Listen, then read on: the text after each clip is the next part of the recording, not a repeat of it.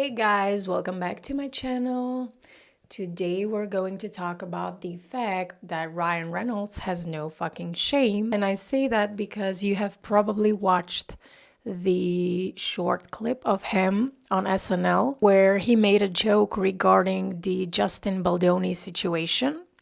So his wife is suing Justin Baldoni, as you already know, for sexual harassment and trying to ruin her reputation, something along those lines. They're suing each other, and he's going on SNL and making jokes about it. So, in case you didn't know, I didn't know this either until today. Ryan Reynolds was in one of SNL's episodes back in 2009. So, him and his wife, Blake, were invited to the show's 50th anniversary special over the weekend, so this past weekend. And I was very shocked and surprised to see them walk the red carpet because if I were them, I wouldn't go out in public because of the drama surrounding the movie. It Ends With Us. I mean, at this point, it's not a drama that's surrounding the movie, but the people in the movie, like, it's not about the movie anymore. Characters became a movie of their own. Like, they created a movie for us all to watch. Not that it's funny or entertaining. I mean, it's kind of entertaining, let's be honest, but it's a serious matter what they did. Blake and her husband and Taylor Swift and all of these other A-listers who bullied Justin into giving her more credit. But I have a few videos on this, so you can go to my channel and watch them. I don't want to repeat myself too much in this video. I wrote in my script that, let's be honest, this turned into a feud between Justin, as I've said, Blake, and one of her dragons, who is Ryan Reynolds. So, as you know, she labeled Ryan and Taylor Swift her dragons in one of the text messages. That's so stupid, but okay. Now, instead of locking themselves in their mansion and hope for the best, they decided to walk the red carpet because they wanted to appear as if they have nothing to be afraid of. And this was very stupid on their end because you can see that they're not happy that they're doing it just, to prove that nothing can bring them down, and they don't know, or probably know, but want to ignore the fact that the public doesn't like them anymore.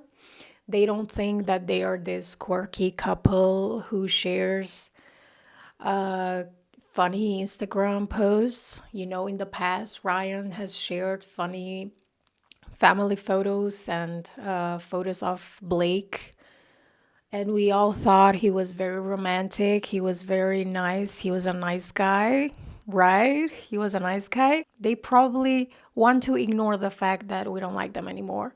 And we're not on their side because we've all read the text messages and we saw the leaked footage and we know that Justin so far allegedly did not sexually harass her. Yeah, and when the public is not on your side, you've already lost the battle, in my opinion. Just remember the Johnny Depp and Amber Heard's case. I think this is Johnny Depp and Amber Heard 2.0, and that it's going to end the same way. Blake is going to lose this case, and yeah, I say yeah too much. So, and honestly, I think all would have been better if they didn't appear on the red carpet, if they just kept silent and didn't embarrass themselves further. Or, to be more specific, if Ryan Reynolds didn't insert himself into a sketch which highlighted the drama on SNL. Who else? Who else has a question? I have a question. Oh, hey, Ryan Reynolds. Hi. Hey. Ryan Reynolds, how's it going? Great. Why? What have you heard?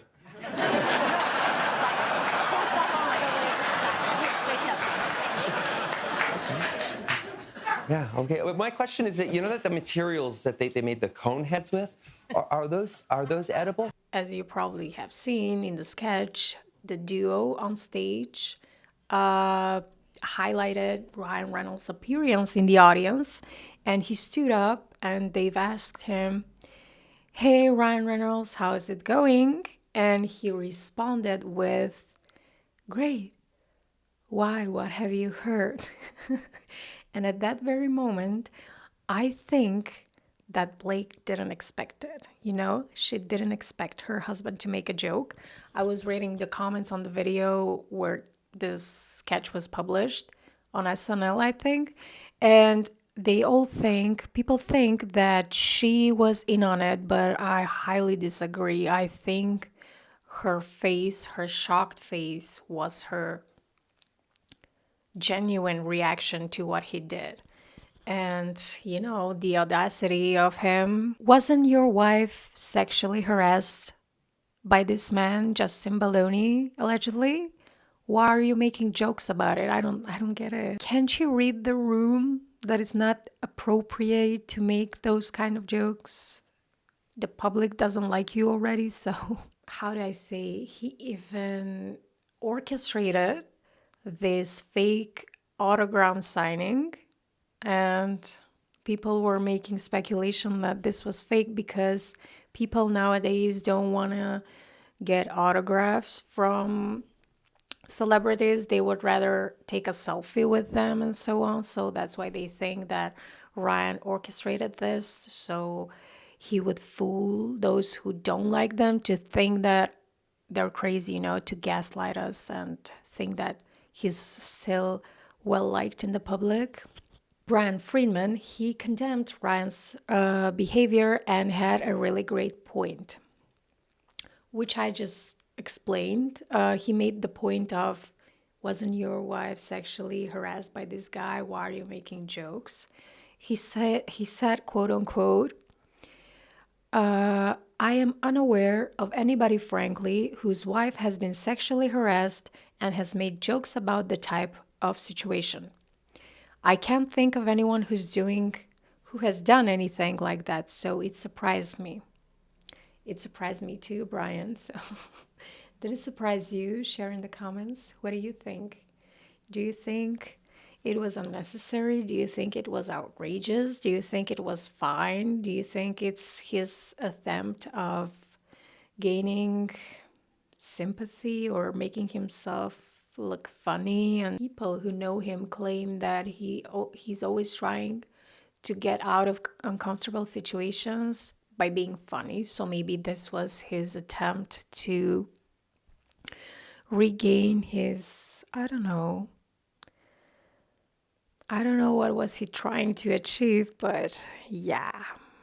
And I honestly think that Blakey Blake and her jealous, because he was allegedly a jealous husband, psychopath of a husband, did this not to prove that they have nothing to hide or to be afraid of, but to prove once again to the public and Justin and his team that they have a status in society and dragons who stand by them even after reading all the text messages, the lawsuit, and watching the leaked footage and so on.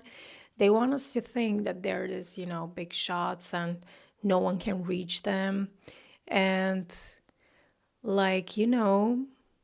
even SNL is on their side. They have them invited to the show, so they must be innocent, right? The great news about this is that Justin could not give two fucks about what's happening on the red carpet because he's currently on a vacation with his family in Hawaii. So he's trying to spend time with his family and find peace again after encountering the dragons of Hollywood. Can we call them that? Can we call them the dragons of Hollywood? So yeah, just a quick reminder for those who don't know, perhaps, if you're living under a rock, Blakey Blake filed a lawsuit against Justin in December of 2024. She accused him of sexual harassment and managing a smear campaign to ruin her reputation. I have to tell you, Blakey, he didn't do that. He didn't need to do that because people started noticing you excluding Justin from the promoting of the movie, not appearing together, and they started, looking for answers online, and that's how they came up with the fact that you're a mean girl. I mean, you were a mean girl. I mean, you're still a mean girl because look at what you're doing. That's how they found your past interviews, and you smeared yourself, baby girl. So, yeah. Justin later filed a lawsuit against the New York Times for 2050 million because they reported Blake's allegations, okay? So he also submitted a countersuit against Khaleesi. I literally wrote Khaleesi in my script. And her main dragon, Ryan, so her husband, for 400 million, claiming they're trying to damage his career and cause reputational damage. And I agree with him, you know.